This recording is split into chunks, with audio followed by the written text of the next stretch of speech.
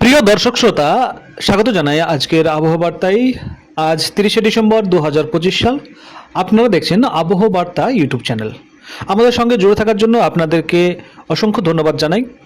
আপনারা যদি আপনাদের এরিয়ার সঠিক আবহাওয়া তথ্য অর্থাৎ স্যাটেলাইট ভিত্তিক এবং সেই সঙ্গে সরকারি ডিপার্টমেন্টের তথ্য অ্যানালাইজ করা রিপোর্ট যদি পেতে চান, তাহলে অবশ্যই আমাদের চ্যানেলটি সাবস্ক্রাইব করে রাখুন, সেই সঙ্গে ভিডিওটিতে লাইক দিয়ে রাখুন।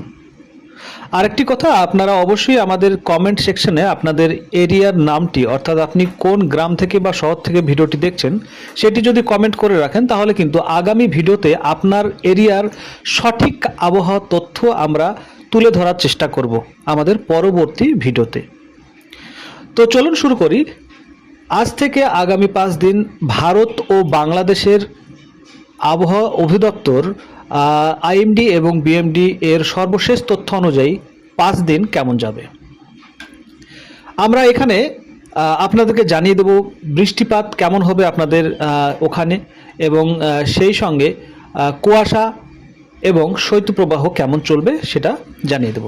তো আমরা আজকের ভিডিওতে বিশেষ করে বেশ কিছু জেলা, বেশ কিছু গ্রামের আমরা এখানে বেশ কিছু বিভাগের তথ্য স্পেশালভাবে তুলে ধরার চেষ্টা করব। তার কারণ সেই সব জায়গার সাবস্ক্রাইবার কিছু আছে, তারা গত ভিডিওতে কমেন্ট সেকশনে তারা কমেন্ট করেছিল তাদের এরিয়ায় কেমন তাপমাত্রা থাকবে সেটা আগে জানিয়ে দেব।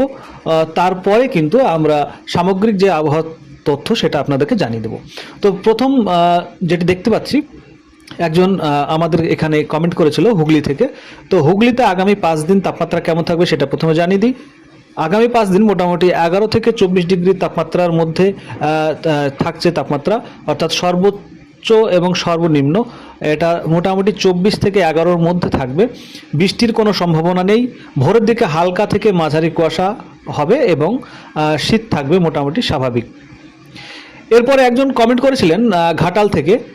পশ্চিম মেদিনীপুরের ঘাটালের যে তাপমাত্রা সেটি সর্বনিম্ন 10 ডিগ্রি এবং সর্বোচ্চ 25 ডিগ্রি এর মধ্যেই থাকবে আগামী 5 দিন। আর সেই সঙ্গে মাঝারি কুয়াশা পড়বে এবং রাতে বেশ ঠান্ডা অনুভূত হবে। একজন ছিলেন উত্তর দিনাজপুর থেকে, তিনি কমেন্ট করেছিলেন তার ওখানকার আবহাওয়া সংক্রান্ত তথ্য হচ্ছে।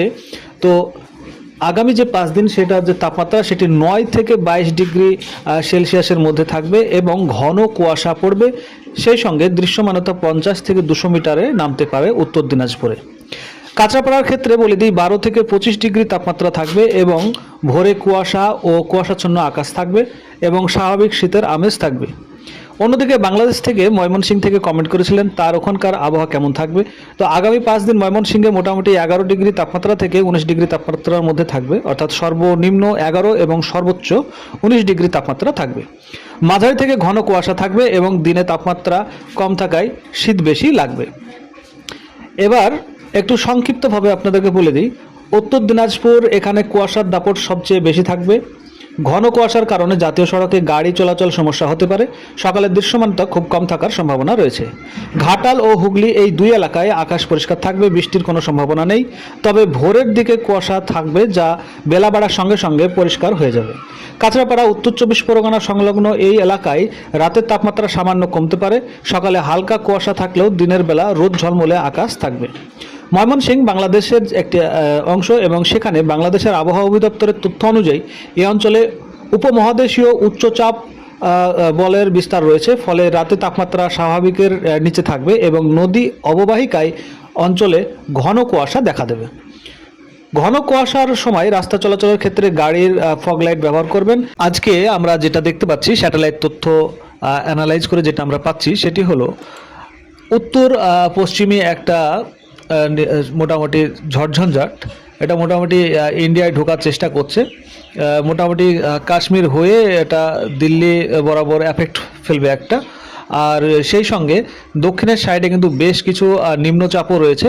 দক্ষিণে আমি আপনাদেরকে একটু দেখানোর চেষ্টা করছি, বেশ কিছু নিম্নচাপ রয়েছে যেগুলা কিন্তু আস্তে আস্তে ভারতবর্ষের বিশেষ করে দক্ষিণের রাজ্যগুলিকে প্রভাবিত করতে পারে।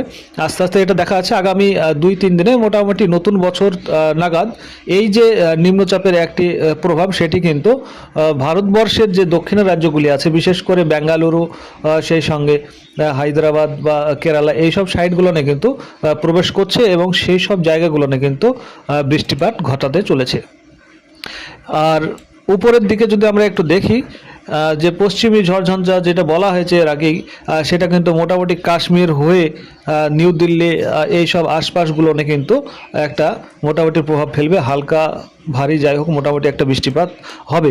কিন্তু এর যে প্রভাব কিন্তু আমরা সেই রকমভাবে পশ্চিমবঙ্গ বা বাংলাদেশে কিন্তু এই যে বৃষ্টির প্রভাবটা আমরা দেখতে পাচ্ছি না। যদি শীতের কথা বলি, তাপমাত্রা এর আগেও বলা হয়েছে যে উত্তরের যে জায়গাগুলি সেই সব জায়গাগুলোনে কিন্তু -20, 25, 23 এইরকমভাবে কিন্তু তাপমাত্রা রয়েছে। বিশেষ করে জম্মু কাশ্মীর বা পাশাপাশি লাগোয়া যে রাজ্যগুলি সেগুলোনে কিন্তু তাপমাত্রা যথেষ্ট কম, এবং যথেষ্ট কম হওয়ার কারণে সেখান থেকে কিন্তু একটা শৈত্যপ্রবাহ, একটা ঠান্ডা আবহাওয়া সেটা কিন্তু আস্তে আস্তে দক্ষিণ পূর্ব দিকে বা মধ্য ভারতকে প্রভাবিত করে কিন্তু ছুটে আসছে, এবং এর ফলে এই সব পশ্চিমবঙ্গের মধ্যবঙ্গ, সেই সঙ্গে উত্তরবঙ্গ এবং বাংলাদেশের রংপুর, ময়মনসিংহ, সিলেট এইসব জায়গাগুলোনে কিন্তু তাপমাত্রা প্রায় দিনের বেলাতে 16 ডিগ্রি থেকে 20 ডিগ্রির মধ্যে থাকছে, এবং রাত্রিবেলায় কিন্তু তাপমাত্রা যথেষ্ট কমে যাচ্ছে। তো এই ছিল আজকের আবহাওয়া বার্তা। আরও বেশি আবহাওয়া বার্তা পেতে অবশ্যই আমাদের সঙ্গে থাকুন এবং চ্যানেলটি সাবস্ক্রাইব করে রাখুন।